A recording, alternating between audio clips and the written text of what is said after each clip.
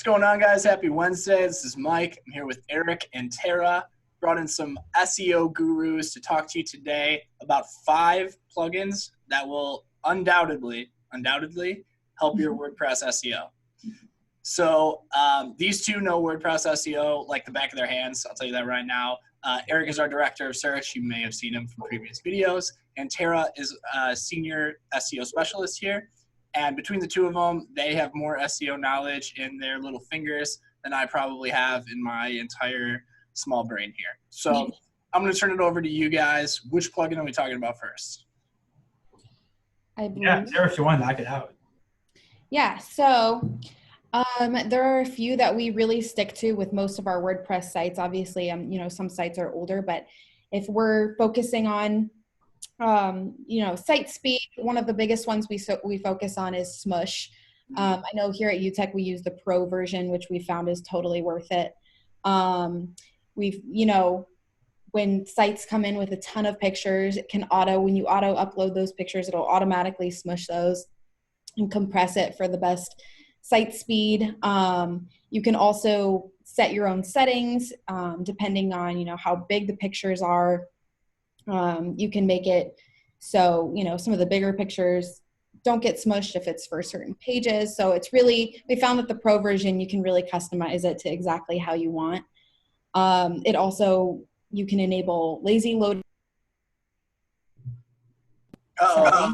Sorry, cut out there for a second. But you can enable lazy loading. You can do your own picture settings, like I said. So Smush Pro, we found, is really one of the best as far as site speed goes, and it can do thousands at once, which is really great, especially for maybe blog pages blog sites that have pictures on every page. So there's really quite a lot you can do within that one Smush plugin, and that's really one of the biggest ones we stick with for all of our WordPress sites. And it's easy too. I mean, it totally is. Yeah, like I can do it. I just go in and I click Smush and bam. Yeah. Or so a set it and forget it pretty much tool. Yeah, exactly. You don't even need to click Smush. That's if you don't have the auto settings on. So yeah, like if you're not as familiar like on the design side or the pictures, you can totally go in, let it do its thing. You don't need to be a pro in that area to understand that plugin at all. Yeah, so it does provide a noticeable increase in site speed too. Yeah. Absolutely. And I think that's important because there are so many things out there. Like if someone runs a Google speed test, I forgot what it's called, but the Google speed test thing or whatever, I know people are always looking at that. They look at their number and their number's not good. Yeah. And they're like, oh, what can I do? What can I do? And all this stuff. And some of the things on there are, they'll increase your site speed, but it's going to be pretty minuscule and you might not even notice. But if you're using Smush and you're really compressing or resizing those images, it's going to be good.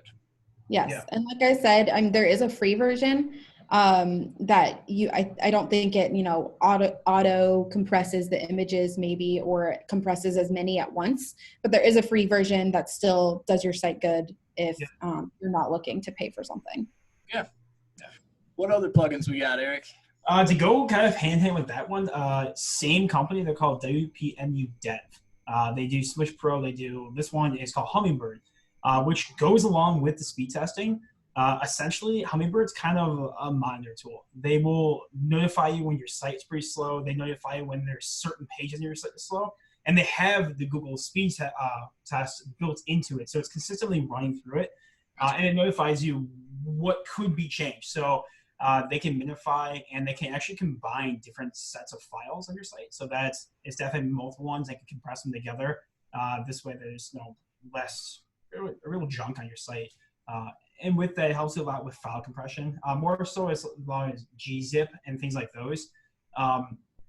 So essentially what it does is it takes you big files and it will compress them down for you so that those are really what's going to be the big bulk of the back end of the site. If you have a designer or a coder, they're adding all this code to the back end of the site. For them, they're not really thinking of the speed of it. They're thinking of the functionality and the design of it. So this one's kind of a good tool to have with you to really monitor all that and get notifications when it's happening. It's an awesome tool we have. We put on every single site that we use. just pretty much monitor everything. It's the same thing as type of Smush too, where you can set all the settings, and then from there you're pretty much good. You don't have to do anything. It'll notify you from there, and then minify anything you deem as something that should be compressed. And I might be wrong on this, so correct me if I'm wrong, but it also can monitor your site for uptime as well, right? So if your site goes down or anything, it can shoot you a notification. So that one, the one that does the downtime is called Defender. Okay. Same, it's with WPMU Dev, and if anyone's looking for a suite of plugins, that is by far the coolest one that we found and the most useful. It's a monthly fee. You can add it to all the plugins to as many sites as you want. But that one does do a great job as far as notifying if people are trying to hack your site, if there's malware, if there's a lot of IP addresses that continuously try to get into your site, and also downtime as well. So if there's any time at all that the site went down, it'll shoot you a notification. Well, it is cool that they all go hand in hand like that too. Yeah. And like you said, it's an entire suite. And I mean, there are upwards of 100 different plugins in that entire suite. So you purchase the whole thing at once, then you get access to everything. Yeah, if you're an agency style or if you have multiple sites, that's definitely something you should definitely look at. Yeah. And like Eric said too, like when developers and designers are creating sites, they don't oftentimes think of site speed.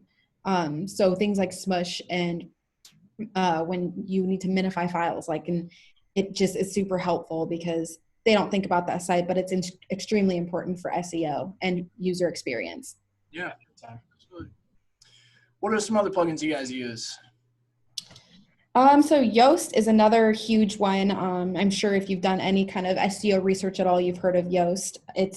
It's pretty much all in one for, page optimization. You can do title tags, you can do meta descriptions, you can go in and make pages no index. You can, kind of get an evaluation from Yoast on how that specific page is not performing, but how the SEO on that page looks. So you can, control category pages, tag pages, things like that. You can go in and add Bing certification, Google search, Bing Places certification, Google Search Console. Really, kind of all in one place for a lot of optimization tools. And, that's something that we use on top of a few other optimization plugins for the site, but that's really where we focus our, what you see in the search engine results page. A lot of that comes from what we do in Yoast in the plugin. Yeah, so Yoast really does make it easy too. I mean, easy. I'll tell you what, if I had to go into a WordPress site and I had to modify a meta description and I didn't have an SEO plugin to do it, I don't think I'd be able to do it. Yeah. Super user friendly. Yeah. It's great. You can also add redirects through Yoast too. So, if you have 404 pages, if you have pages that you're deleting, you can also add redirects from the Yoast plugin as well, which is super helpful. It makes it super easy, for people who aren't necessarily an agency or they're doing SEO on their own website. And it makes, those things that kind of sound overwhelming, super easy for us. Yeah. And if you are someone who's doing it on your own, I think if there's one plugin to download for SEO, it's probably Yoast. Oh, yeah. Absolutely. That's going to be the one that's going to give you the most impact out of anything that we talk about here today. Yeah, for sure. Definitely. Anything else, Eric? Yeah, two more other ones that we deem is probably the most important ones. These are the 5 we download on every site as far as WordPress goes. The next one, it's called WP Structured Data. This plugin's awesome because essentially structured data is not really new, but it's still something that I feel like a lot of people don't understand. And essentially what structured data does is it's extra snippets of code that goes on your site. So say you wrote about a blog or a recipe. They're deeming different categories of what you should do. So the date that you launched it, the date it's modified, your short description, your long description, your title, etc. Depending on what you're writing, there's different criteria of what you're going to put. So when you fill this all out, essentially it's going to put structured data on the back end of that page. And that page will take that information and then share it with search engines to better understand what that data means. So when search engines are crawling your site, it's going to look at this information and then pull that out. So you may have a better chance of showing up in different SERPs of pages. And you also could have a better chance of ranking. It's technically not a ranking factor, but it still has an influence on the type of SERPs that you can show with it. This tool, instead of having to hand code this stuff, this allows you to go in there, and if you're a blog or a service page or is it a product, whatever it may be, you easily can click on that, and then it gives you the information of what you need to fill out. The cool thing of this tool is you can do a free one, and you just got to manually put that stuff in.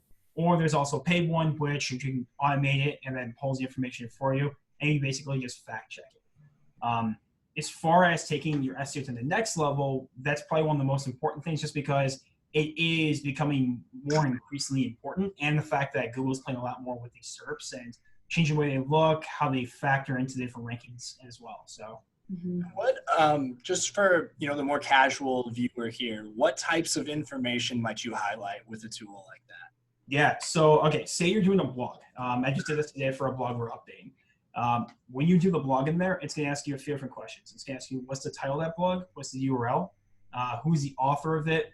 The image. It's going to ask you what featured image you're using, the date you posted it, or the date you modified it. A short description and a long description.